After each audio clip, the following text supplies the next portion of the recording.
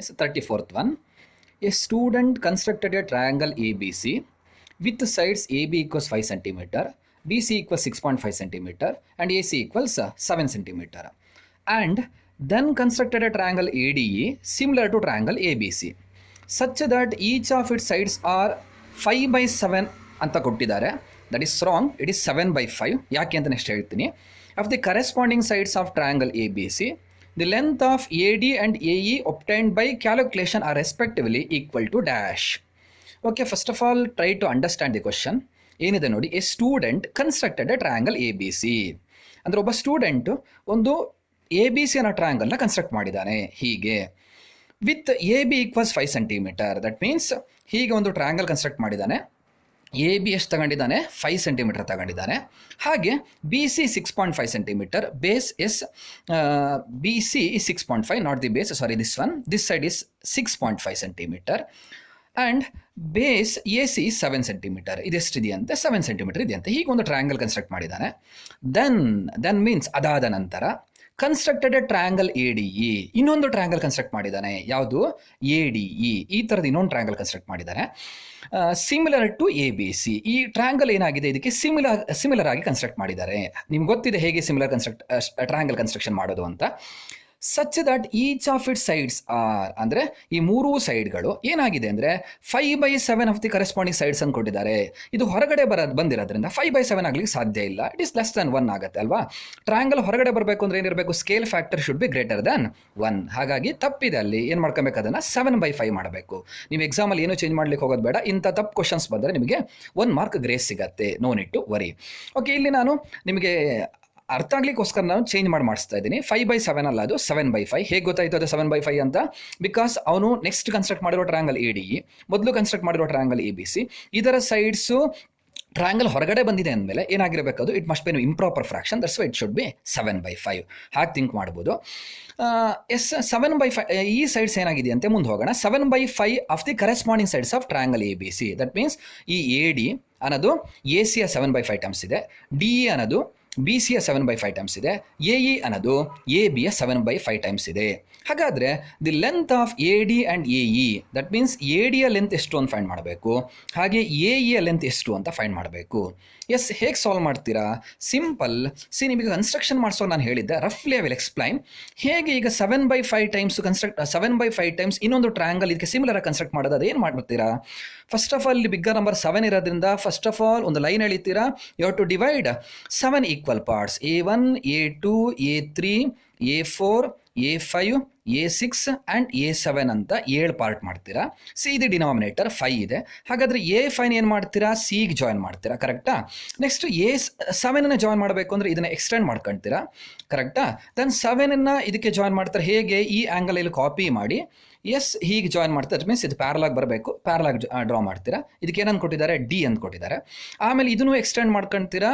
ಈ ಆ್ಯಂಗಲ್ನ ಇಲ್ಲಿ ಕಾಪಿ ಮಾಡಿ ಏನು ಮಾಡ್ತೀರಾ?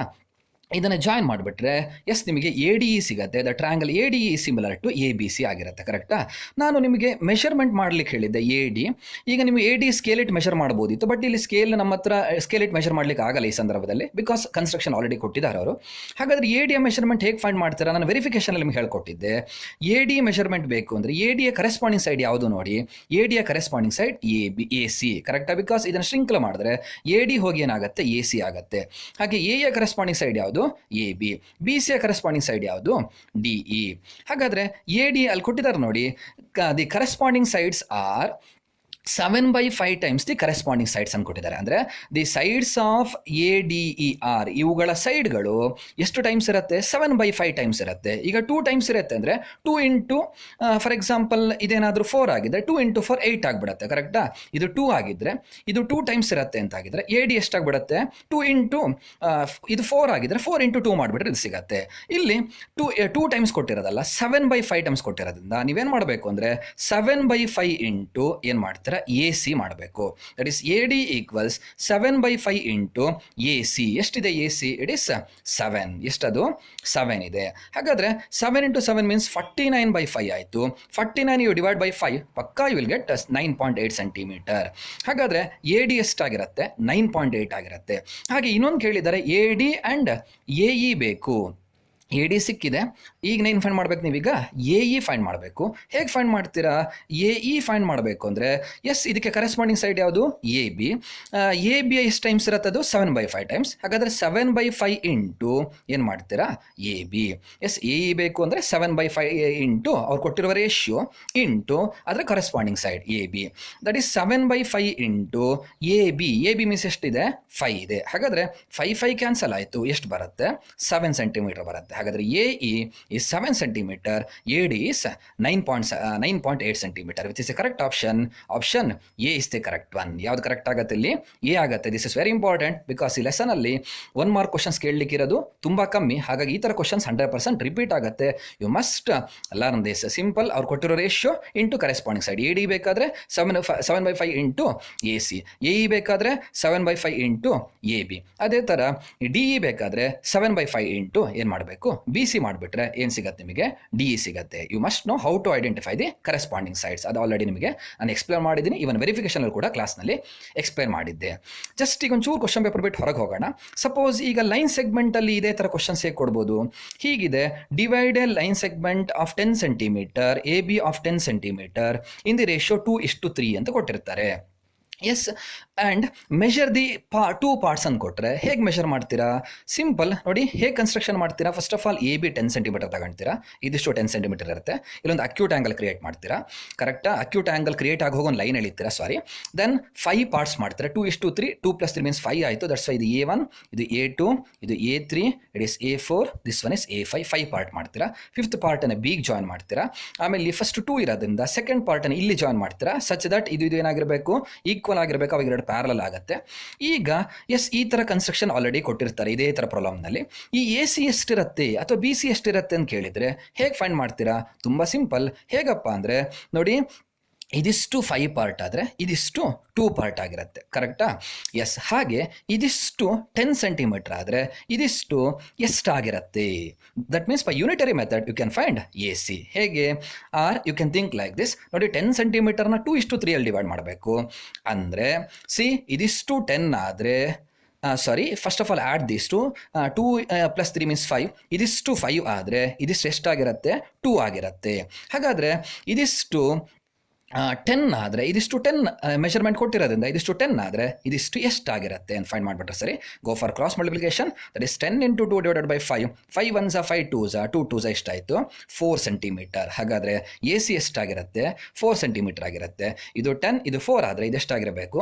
6 ಸೆಂಟಿಮೀಟರ್ ಆಗಿರಬೇಕು. ಅಂದರೆ ಅವರೇ ಆಲ್ರೆಡಿ ಕನ್ಸ್ಟ್ರಕ್ಷನ್ ಕೊಟ್ಟು ನಿಮಗೆ ಮೆಷರ್ಮೆಂಟ್ ಕೇಳಿದರೆ ಈ ಮೆಥಡನ್ನು ನೀವು ಫಾಲೋ ಮಾಡಬೇಕು. ಹೇಗಪ್ಪ ಅಂದರೆ ನೋಡಿ, ಇದಿಷ್ಟು 10 ಆದರೆ ಸಾರಿ ಇದಿಷ್ಟು 5 ಆದರೆ ಇದು 2 ಬಿಕಾಸ್ ರೇಷಿಯೋ ಆ್ಯಡ್ ಮಾಡಿ. ಇದಿಷ್ಟು 5 ಆದರೆ ಇದು 2. ಇದು 2:3 ಅಲ್ಲಿ ಇದೆ ಅಂತ ಬರ್ಕೊಂಡಿದ್ದೀವಲ್ಲ. ಅಂದರೆ 2:3 ಮೀನ್ಸ್ ಇದು 2 ಪಾರ್ಟ್ಸ್ ಆದರೆ 3 ಪಾರ್ಟ್. ಹಾಗಾದರೆ ಟೋಟಲ್ 5 ಪಾರ್ಟಲ್ಲಿ ಇದು 2 ಪಾರ್ಟ್ ಆದರೆ ಟೋಟಲ್ 10 ಪಾರ್ಟ್ನಲ್ಲಿ ಇದು ಎಷ್ಟಾಗಿರುತ್ತೆ? ಆ ಮೆಥಡ್ನಲ್ಲಿ ಇದನ್ನು ಫೈಂಡ್ ಮಾಡ್ಬೋದು. ಇದನ್ನು ಕೂಡ ಕ್ಲಾಸ್ನಲ್ಲಿ ಒಂದ್ಸಲ ಹೇಳಿದ್ದೆ. ಇದಕ್ಕೆ ನೀವು ಇಂಪಾರ್ಟೆನ್ಸ್ ಕೊಡಬೇಕು.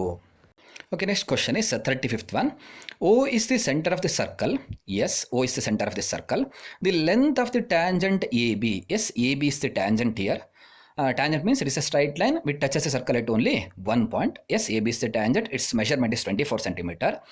And if OA is 25 centimeter, O to A, it is called line joining the center to external point. Its measurement is 25 centimeter. The question is, how much is this radius? ಈ radius ಎಷ್ಟಿದೆ? O b ಎಷ್ಟು ಅನ್ನೋದನ್ನು find ಮಾಡಬೇಕು. How to find? Simple. ನಮಗಲ್ಲಿ already ಗೊತ್ತಿದೆ. In theorem, one of the theorem of the circle ಏನು ಹೇಳುತ್ತೆ? The tangent drawn at any point on the circle is perpendicular to radius through the point of contact. ಅಂದರೆ tangent ಯಾವತ್ತು ರೇಡಿಯಸ್ಗೆ ಏನಾಗಿರುತ್ತೆ? Perpendicular ಆಗೋದ್ರಿಂದ ಇದು 90 ಡಿಗ್ರಿ ಆಗಿರಲೇಬೇಕು. ಹಾಗಾದರೆ ಈ ಹೈಪೋಟೆನಸ್ ಗೊತ್ತಿದೆ, ಒನ್ ಆಫ್ ದಿ ಸೈಡ್ ಗೊತ್ತಿದೆ, ಇನ್ನೊಂದು ಸೈಡ್ ಬೇಕು ಅಂದರೆ just you to apply Pythagoras theorem. Apply Pythagoras theorem. What it says? In a right angle triangle, square on the hypotenuse. Which is hypotenuse here? OA is hypotenuse. The side which is opposite to 90 is called hypotenuse. ಹಾಗಾದರೆ OA hypotenuse ಆಯಿತು. Square on the hypotenuse is equal to sum of the squares of the other two sides. Squares of the other two sides means OB square plus AB square. That is OA square means 25 square equals OB square we don't know plus AB square means it is 24 square. 25 square means 25 into 25, you multiply you will get 625. OB square as it is plus 24 square means 24 into 24, it becomes 576. Now I have to find OB square, transfer this 576 to this side, it becomes 725 minus 576 equals OB square. Now subtract 625 minus 576, you will get 49 equals OB square. ನಂಗೆ OB ಬೇಕು, ಹಾಗಾದ್ರೆ power to ಈ ಕಡೆ ತನ್ನಿ, that is plus or minus square root of 49 equals OB. Yes, plus or minus square root of 49 is 7 equals OB. OB means it is the radius, it doesn't become negative, that's why you have to take only the positive answer, it is 7 centimeter. ಹಾಗಾದ್ರೆ OB ಎಷ್ಟಾಗಿರುತ್ತೆ? Yes, it is 7 centimeter. Next, see the next question, 36th one. The curved surface area of a cylinder of radius r centimeter and height h centimeter is dash. ಅಂದರೆ there is one cylinder, right circular cylinder ಇದೆ, ಅದರ radius r ಆಗಿದ್ದು ಅದರ height h ಆಗಿದ್ರೆ curved surface area ಎಷ್ಟಾಗಿರುತ್ತೆ ಅಂತ find ಮಾಡಬೇಕು. Yes it is formula you know. Yes, you can write directly 2 pi r into r plus h centimeter square. Therefore, which is the correct answer? A is the correct answer. ಅದೇ ಇಲ್ಲಿ units ಅನ್ನು ಕೊಟ್ಟಿದ್ರೆ ಏನು ಕೊಡ್ತಾರೆ? ಇಲ್ಲಿ square units ಅನ್ನು ಕೊಟ್ಬಿಡ್ತಾರೆ. Okay, come to the next question. It is 37th one. What is that 37th question? The relationship between the slant height L, height h and radius r of a cone r is radius of the cone r is dash. That is the question. ಅಂದರೆ ಒಂದೇನಿದೆ, cone ಇದೆ. In that cone you have to tell the relationship between L H and R. ಎಲ್ಲಿಗೂ ಹೆಚ್ಚಿಗೂ ಆರಿಗೂ ಏನು ಸಂಬಂಧ ಅಂತ ಬರೀಬೇಕು. ನಿಮಗೆ ಗೊತ್ತಿರೋ ಫಾರ್ಮುಲಾ ಏನಪ್ಪ ಅಂದ್ರೆ ಡೈರೆಕ್ಟಾಗಿ ಗೊತ್ತಿದೆ, L equals square root of H square plus R square ಅಂತ ಗೊತ್ತಿದೆ. ಬಟ್ ನೋಡಿ ಈ ಆನ್ಸರ್ ಇಲ್ಲೆಲ್ಲೂ ಇಲ್ಲ. L equals square root of H square plus R square ಅನ್ನೋದು ಈ 4 ಆಪ್ಷನಲ್ಲಿ ಇಲ್ಲ. ಹಾಗಾಗಿ ಫಸ್ಟ್ ಆಫ್ ಆಲ್ ಒಂದು ಕೋನನ್ನು ಡ್ರಾ ಮಾಡಿ. ಇದೇನಿದು? It is the radius of the cone, take it as r. This one is called slant height, take it as L. This is called height of the cone, that's why it is h. Now we already know it is a right circular cone, that's why height is perpendicular to radius. Here also you can apply Pythagoras theorem. What it says, L square equals h square plus r square. ಹಾಗಾದರೆ ಯಾವುದು correct answer ಆಗುತ್ತೆ? L square equals h square plus r square. B is the correct answer. ನೀವು ಕಲ್ತಿರೋ formula ಇದು, but ಇಲ್ಲಿ option ಯಾವುದು? ಇದು option ಆಗುತ್ತೆ. Actually next ಈ ಫಾರ್ಮುಲಾ ಬೇಕು ಅಂದರೆ ಈ ಪವರ್ ಆ ಕಡೆ ಕಳಿಸ್ತೀರಾ. That is L equals plus or minus square root of h square plus r square. ಹಾಗಾದರೆ L equals it doesn't become negative because it is slant height, that's why it is square root of h square plus r square only. Actually ನೀವು ಕಲ್ತಿರೋದು ಒಂದೇ, ಇಲ್ಲಿ ಕೊಟ್ಟಿರೋದು ಒಂದೇ, but ಕೊಟ್ಟಿರೋ method ಏನಿದೆ, way ಏನಿದೆ, ಚೇಂಜ್ ಇದೆ ಅಷ್ಟೇ. Okay, come to the next question. The surface area of a sphere is 616 square centimeter. ಅಂದರೆ ಒಂದು ಸ್ಪಿಯರ್ ಇದೆ, ಆ ಸ್ಪಿಯರ್ನ ಸರ್ಫೇಸ್ ಏರಿಯಾ ಇದಿಷ್ಟು ಏರಿಯಾ ಕೊಟ್ಟಿದ್ದಾರೆ. ಎಷ್ಟಂತೆ ಅದು? Surface area is 616 square centimetre. Question ಏನು? The surface area of its hemisphere is. ಇದೇ ಸ್ಪಿಯರ್ನ ನೀವು if you divide about its diameter, you will get 2 more solids. Is it right? This solid is called hemisphere. Even this one is also called hemisphere. ಇದಿಷ್ಟು area ಎಷ್ಟಾಗಿರುತ್ತೆ ಅಂತ ಕೇಳಿದ್ದಾನೆ. Simple, ಯಾವುದೇ ಫಾರ್ಮುಲಾದ ಅವಶ್ಯಕತೆ ಇಲ್ಲ. ನೀವು 2 pi r square ಫಾರ್ಮುಲಾನೇ use ಮಾಡಬೇಕು ಅಂತೇಳಿ you can use 2 pi r square formula also. But simple ಆಗಿ ಹೇಗೆ ಸಾಲ್ವ್ ಮಾಡ್ತೀರಾ ನೋಡಿ. ಇದಿಷ್ಟು 100 ಆಗಿದ್ರೆ ಇದಿಷ್ಟು ಎಷ್ಟಾಗಿರಬೇಕು? ಅಬೌಟ್ ದಿ ಡಯಾಮೀಟರ್ ಡಿವೈಡ್ ಮಾಡಿರೋದ್ರಿಂದ ಕರೆಕ್ಟ್ ಅರ್ಧ ಇರುತ್ತೆ. ಇದು 50 ಸ್ಕ್ವೇರ್ ಸೆಂಟಿಮೀಟರ್ ಆಗಿರುತ್ತೆ, ಇದು ಕೂಡ 50 ಆಗಿರುತ್ತೆ. ಹಾಗಾದರೆ ಇದಿಷ್ಟು 616 ಆದರೆ ಇದಿಷ್ಟು ಎಷ್ಟಾಗಿರಬೇಕು? ಬೈ 2 ಮಾಡಿ, ವಿಲ್ ಗೆಟ್ 308. ಹಾಗಾದರೆ ಯಾವ್ದು ಕರೆಕ್ಟ್ ಆನ್ಸರ್ ಇಲ್ಲಿ?